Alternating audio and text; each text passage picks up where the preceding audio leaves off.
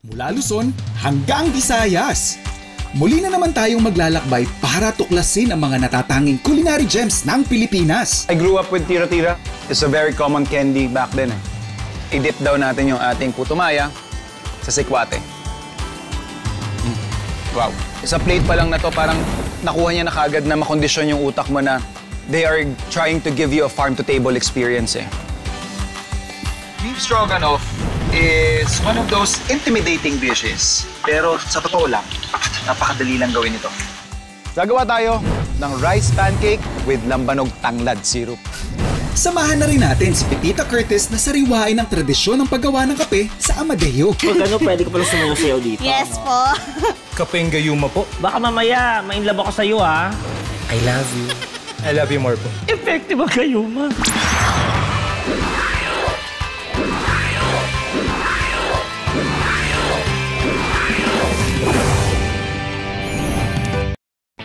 Hindi kumpleto ang pagbisita mo sa Bohol kung hindi ka magagawi sa Bohol Bee Farm.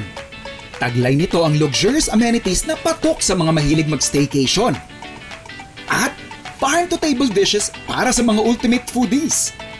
Pero alam nyo ba na ang successful resort na ito, pangarap lang ng isang Pinay OFW na nagbalik bansa para sumugal sa kanyang dream business.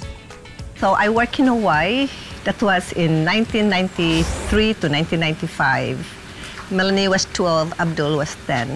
Okay. Yeah, so I worked there for almost 3 years with 3 jobs. What made me decide to come back?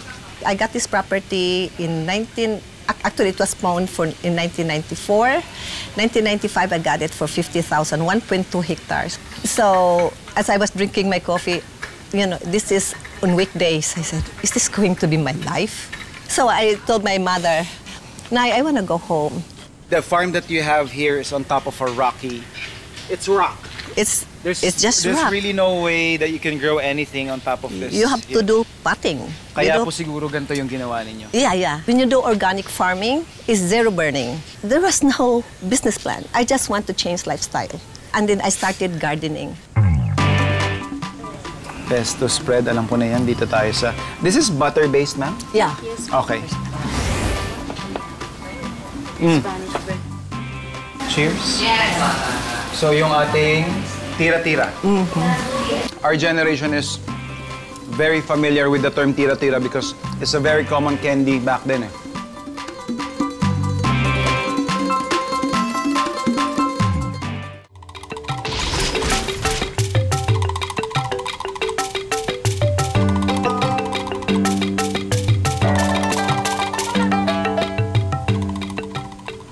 Ano flavor ito, sir? Spicy. Spicy. Mango pizza. So kung makita nyo naman ang spread ng The Buzz Cafe, rock and roll. Colorful, appetizing, ang ganda ng presentation. What I like most about what we have in front of us here is makikita mo na yung effort nila in really celebrating yung local ingredients nila.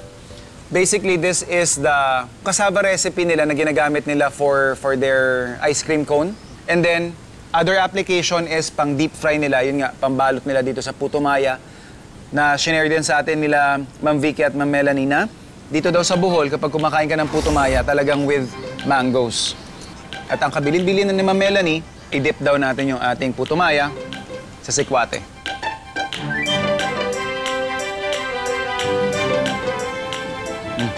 Wow. Okay. Grabe. Yung pait, yung fruity notes from the sikwate, nag-fiesta kasama nung timpla nung ginger natin sa loob ng puto maya. Tapos yung burst of sweetness from the mango, perfect. So we have here our fresh cassava lumpia, and yung ating garden salad. We have yung ating peanut butter dip and yung ating honey mustard for the salad. Again, another application doon sa kanilang pinoproseso dito. Cassava wrapper. Again, the one they're using for their ice cream cones, yung para sa ating puto maya. Ibang technique naman yung ginagamit nila dito wherein parang rice paper yung application nila na dinidip sa warm water.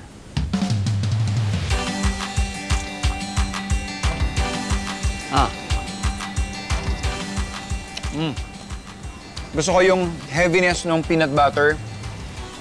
Tapos biglang may magka-cut sa'yo ng tartness na hindi nakakaumay. Yung kadalasan kasi kapag mga peanut butter base yung sauce nyo or yung pinaka-dip, tends to be too heavy on the palate eh. Pero ito, because of that acidity, nas nagiging balanse siya. Ito, may magic tayo dito. So kapag tinabi mo yan, meron tayong surprise sa loob. So we have here pineapple, we have shredded carrots, tsaka ba mga edible flowers tayo sa loob. Sa plate pa lang na to, parang nakuha niya na kagad na makondisyon yung utak mo na they are trying to give you a farm-to-table experience eh.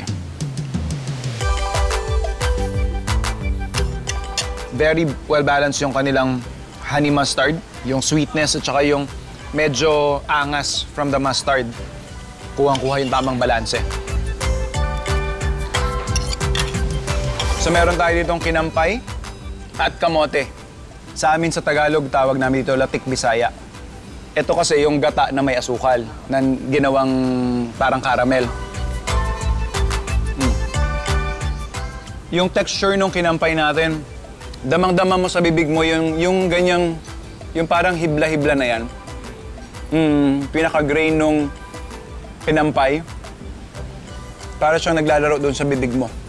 Pag ako yung gumagawa ng latik na gantong version, more on matamis kasi yung nangyayari. Ito kasi more on the parang coconut jam na yung naging kinalabasan. So, for me parang this works better, lalong-lalo na sa gantong dish. So ito naman, sa mga pinagmamalaki rin nila dito sa The Bus Cafe, yung kanilang spicy mango pizza. Sila rin mismo yung gumagawa ng kanilang hot sauce dito. Honeyed hot sauce. Okay. I love the dough. Mapapansin mo dun sa dough nila, different starches, basically, yung nandito. So may cassava daw ito. Kasi pagkagat mo, you'd notice yung bite na meron siya. It gives you a different texture doon sa pizza experience mo kasi that's not your usual experience or hindi yung madalas mong natitikman. Tapos yung kanilang mango on top, nag-caramelize na rin. But yun nga, it's a bit spicy. So we also have here yung ating cassava chips. Napaka-festive ng itsura. So ito yung kanilang biko nok. Biko to, different layers. Kaya magkaiba yung kulay kasi magkaibang asukal yung gamit nila. White sugar dun sa white na nasa isang layer, brown naman dun sa mas darker. Lunok is yung kanilang desiccated coconut na tinosta pa nila. Definitely a perfect dish to end yung ating feast na nakalatag dito sa harap. Thank you so much, Bus Cafe.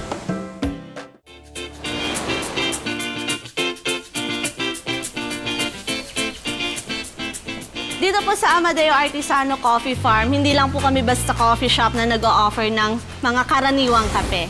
Nag-o-offer din po kami ng mga knowledge po. At the same time po, yun nga pong farm tour namin. Yun po siguro yung pinagkaiba namin sa ibang coffee shop. Yes, hello mga food explorers! Andito tayo ngayon sa Cavite, sa Amadeo, Yes, Cavite, sa Amadeo Artisano. Siyempre, kasama natin si Ate LJ. Hello Bungati ka po. naman sa kanila. Hello po!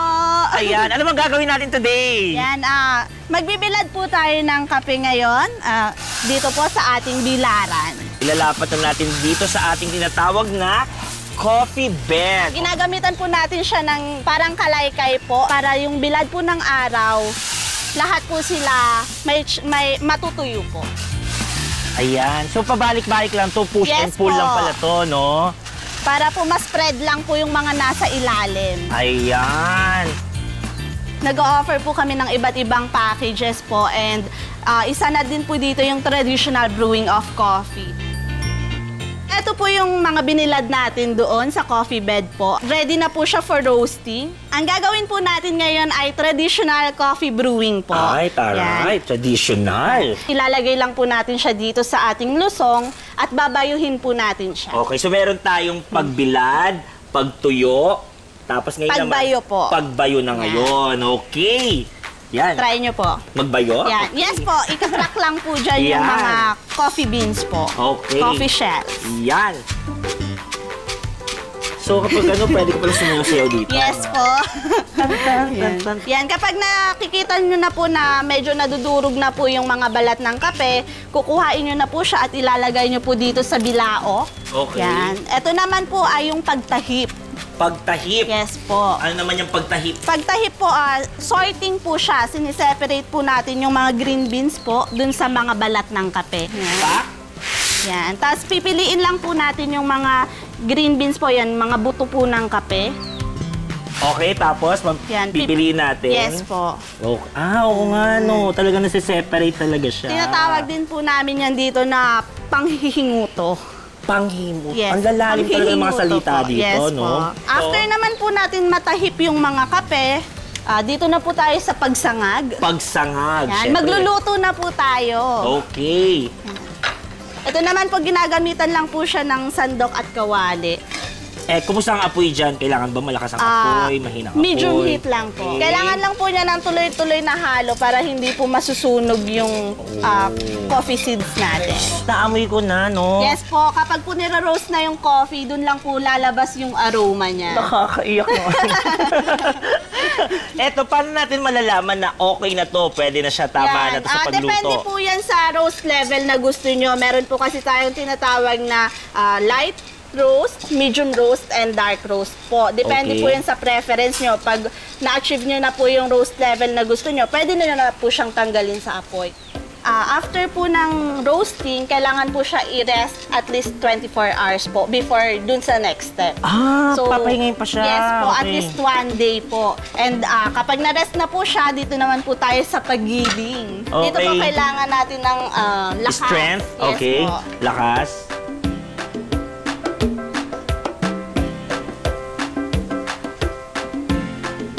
Yan. And kung napansin nyo po, medyo malalaki pa po yung butil na lumalabas po dun sa ating grinder po. And kapag gusto po natin, mas pino pa po yung labas niya, uulit-ulitin lang po natin at least 10 times.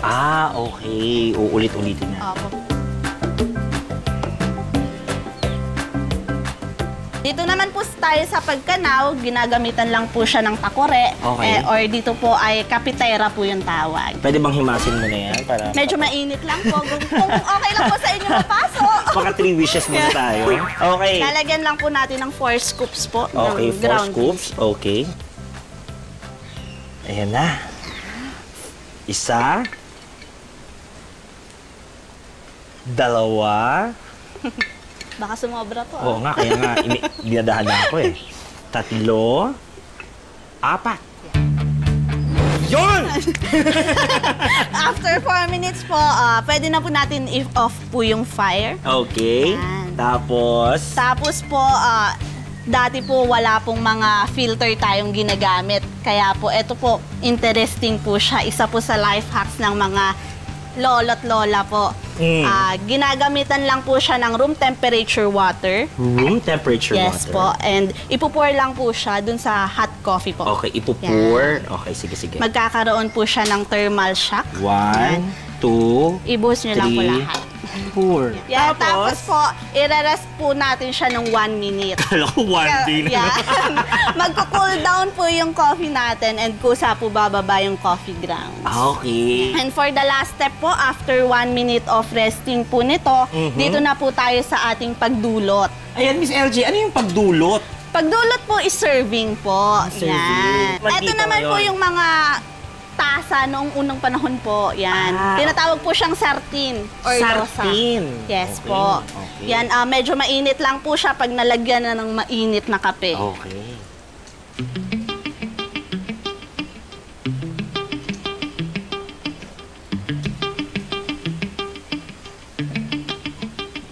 Okay, madam. Hello po. Mainit lang Mainit lang. po yan.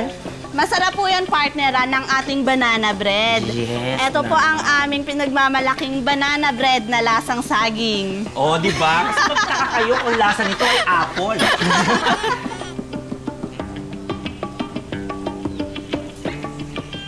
Hindi siya mapait, no? Yes, Yung pait niya, alam mong pait ng kape, pero hindi siya yung pait na pait. Kailangan mo lagyan ng milk, ng sugar, at kung ano pa. Ito parang tamang timpla. Itong paggawa ng coffee, hindi lang basta ilagay mo lang, itimpla mo, yan na, coffee na. Grabe yung paghihintay, grabe yung igugugol nilang oras, igugugol nilang lakas. Iko-consider din nila yung weather para sa mga coffee beans. Cheers! Good job, Pipita! At bilang reward, pwede ka pang kumain at magkape ng mas marami. Since Amadeo Artisano po, kaakibat po nun yung pangalan ng bayan ng Amadeo. Kaya po, lahat po ng siniserve namin na coffee is nakabase po dun sa kasaysayan at kultura ng pagsasaka ng kape sa bayan ng Amadeo. Kaping banal naman po is refreshing drink po namin yan. Siniserve po namin siya ng may tradition na parang orasyon. Ito na po ang order nyo. Ay, padre! Kapeng banal. Para naman akong aswa. May cross? Kaping banal. Bali, mix niyo po muna na. Paano Enjoy po. Ayan, kaping banal. Mukhang masusunog po tayo dito. Ang unique taste niya, para siyang iced tea na coffee. Kaping sa malamig naman po, isa po sa mga bestseller namin for iced coffee. Yun po yung binabalik-balikan ng karamihan namin na guest. Literal po siya na iced coffee. Kasi po yung coffee niya po mismo yung minold namin as coffee bean. And yung partner niya po is warm pandan milk. Hindi po siya ordinary yung gatas. Kaya po may twist po yung ating iced coffee. Uy, ang sarap Walang charot-charot. Parang mauubos ko to. Story behind Kaping May Mangga naman po is dati po kasi may every harvesting season po yung mga bandido po na tinatawag or mga tulisan, lahat po sila pumupunta po sa bayan ng Barrio May Mangga para nakawin po yung mga na-harvest na crops po, kagaya nga po ng kape. Char! Well, ang masasabi ko, ito yung parang purong kape nila. Itong kapeng may mangga. Ito yung walang arte. Kaping gayuma naman po, dito po kasi nung unang panahon sa bayan ng Amadeo, uso po yung mga gayuma na kapag may gusto kang ligawan or gusto kang mapangasawa, yun po yung parang way po para makuha mo yung gusto mo. Ma'am, kapeng gayuma po. Ha? Kapeng gayuma? Oh, may puso. And here's your gayuma for today. So, pwede niyo pong tikman muna yung coffee as is, and then yung gayuma, sunod po. And best partner po ng kapeng gayuma namin, ang bibingkang galapog. Lasang bitter na bitter sa pagmamahal. Parang binasted, ganon. Parang pinagpalit sa iba. Pero mahal na mahal pa rin niya yung jowa niya. Ito ang solusyon. Gayumahin natin ang kape. Kuya, totoo bang gayuma to? Baka mamaya, mainlove ako sa'yo,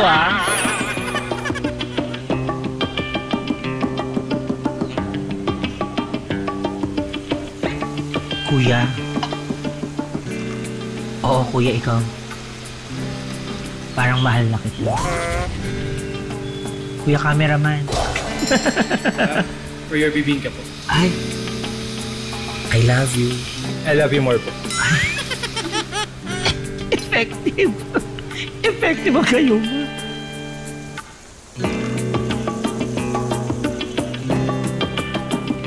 Para sa akin, Amadeo Artisano is one of the best places na dapat puntahan nyo pag nandito kayo sa Amadeo, Cavite.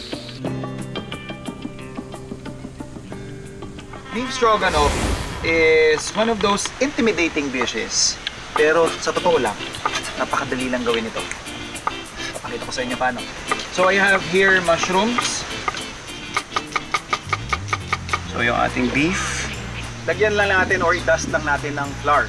Basically what it does is nagbibigay lang to ng added layer para mas maging crispy yung ating tenderloin cuts. Season na rin natin to ng salt and pepper.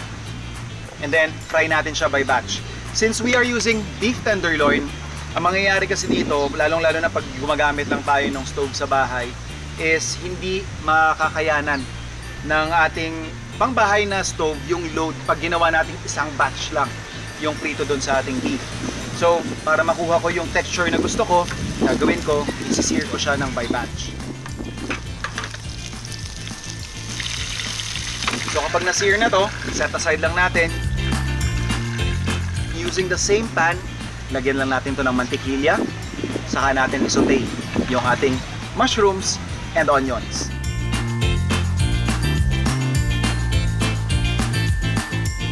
And then, let's season it with salt and pepper. Lagyan lang natin ng flour. Basically, parang niluluto lang natin yung all-purpose flour natin dito sa prosesong to kasi gagawin natin siya mamaya as thickener ng ating pinaka-sauce. So once na naluto na natin yung ating harina, lagay na natin yung ating beef stock. So since nag-thicken na yung ating pinaka-base, this is actually the perfect time para ilagay na yung ating sour cream.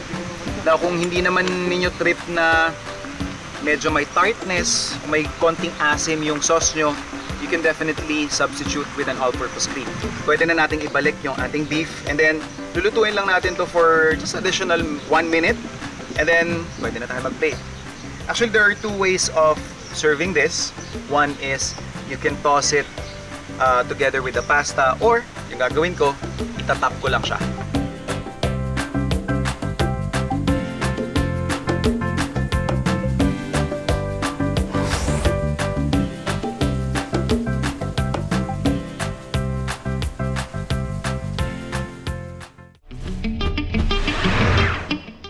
Ang insulin plant ay yun yung medicine talaga. Insulin plant is for diabetes, di ba? Tinanim namin yun sa means, parang herbal treatment sa pre-diabetic like me. Kapag wala akong maintenance, insulin plant ang ginagamit kong tsaka. Gugupit ako ng mga ilang dahon and then I will chop it. Boboil ko na lang yun. At yun na yun.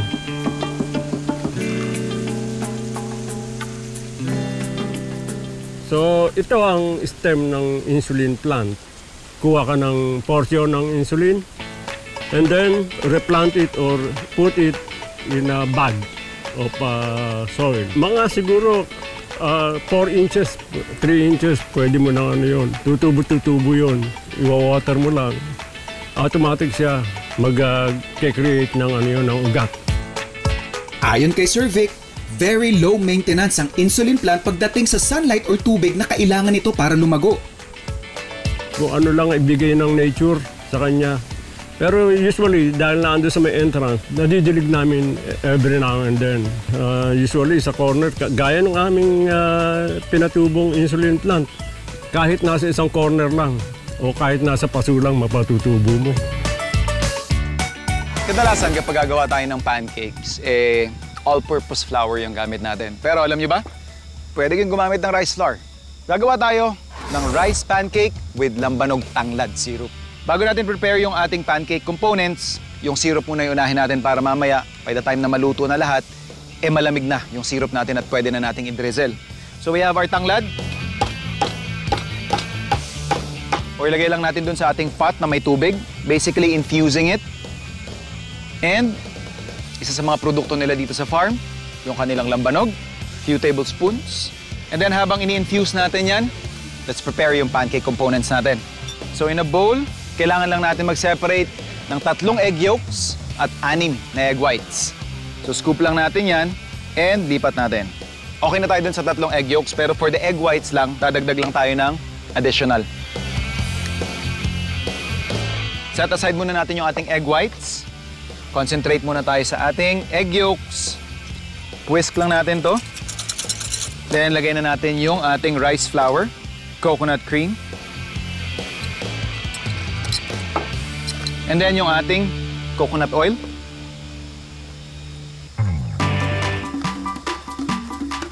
Set aside natin yung ating pancake mixture.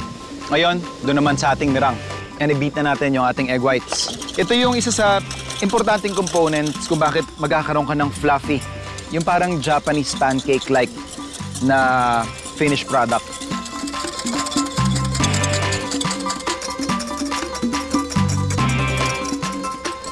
So, lagay lang tayo ng mantikilya. Sa gantong procedure, sa gantong recipe, ayaw mo nang masyadong mainit yung pan mo. Ang tendency kasi kapag mainit masyado, masusunog yung ilalim, hindi magkakaroon ng pagkakataon na tumaas yung vapor or yung steam sa loob ng pancake mo para maging fluffy ito.